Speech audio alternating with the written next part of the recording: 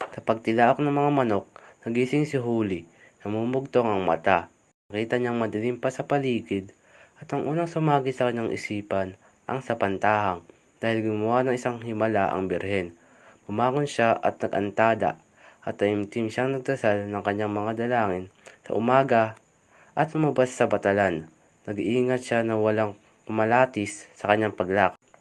Nagmadaling umuwi si Huli matapos niyang mabasa ang sulat ng kanyang ama tungkol sa 500 pisong pantubos. Nag-alala siya habang naglalakad pa uwi.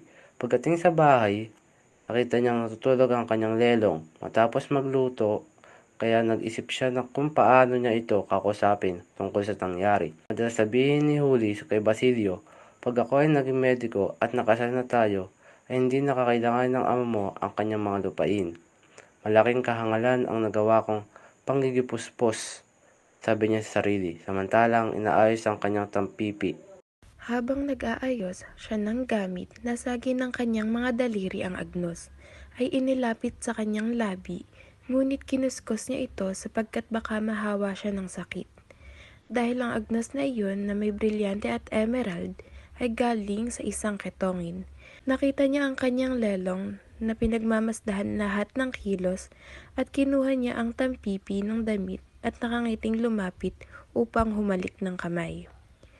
Nang nakita niyang napupuno ng luha ang mata ng matanda, ay sinunong at pumanaog ng hagdan. Nang lumingon siya sa kanyang bahay, ang bahay na kinapapawian ng kanyang kabataan ay malungkot, nag-iisa, at walang tao.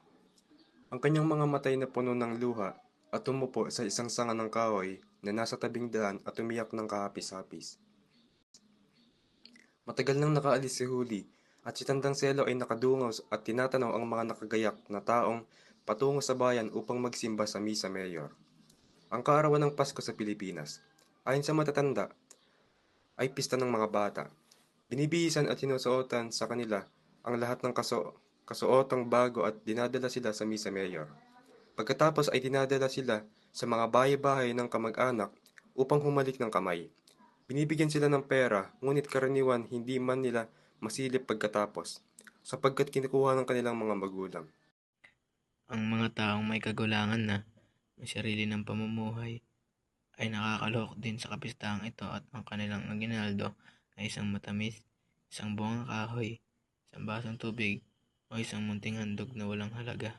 Napagmamasdan din ng Selo ang pagdaraan ng kaniyang mga kaibigan at malungkot na iniisip na wala siyang may ibibigay na aginaldo.